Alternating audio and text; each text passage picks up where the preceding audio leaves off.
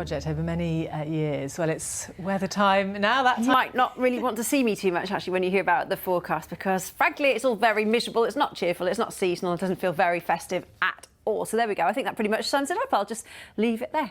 Go on then. I'll put a little bit more detail on it, and we'll start by talking about a very unseasonal weather warning, and we have one in force for much of West Wales at the moment. Covers coastal areas effectively, and we could see winds overnight of between 50 and 60 miles an hour. So there is a yellow weather warning issued, to be aware.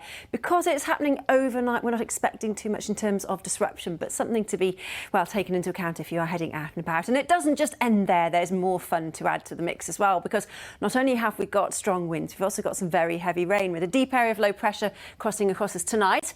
Then there's another one waiting in the wings to bring more rain through tomorrow night. We could see some really significant rainfall accumulations, particularly in the south, and we know we've had some really nasty rain here. Then we've got something slightly more settled, and then it cools down by the time we get to the end of the week. So there you go. Here's the detail. I don't think there's anything we missed off the list there. Wind, rain, possibly some snow the end of the week. You name it, it's all happening. But just yet. So there we go. My prediction. You heard it here first. Yeah, exactly.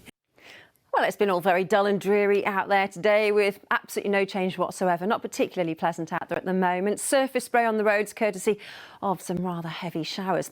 Now, these will tend to ease northwards and eastwards into the overnight stretch, being blown on quite a keen airflow. So temperatures holding up. It's southerly air. So we're looking at lows tonight of around 10 or 11 degrees. That's barely dropping, actually, from daytime values, still several degrees above the average for the time of year.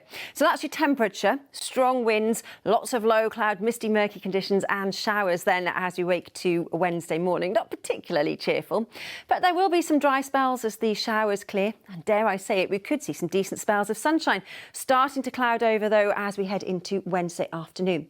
So again, during the course of the day, very little terms of change in temperature. 11s and 12s still very mild, but we are keeping an eye on this area of low pressure, the wet weather that will start to work its way in through Wednesday afternoon and evening. So rush hour could be particularly tricky with surface spray on the roads, and of course where the ground is still saturated from storms we've had recently, not pleasant conditions by any means.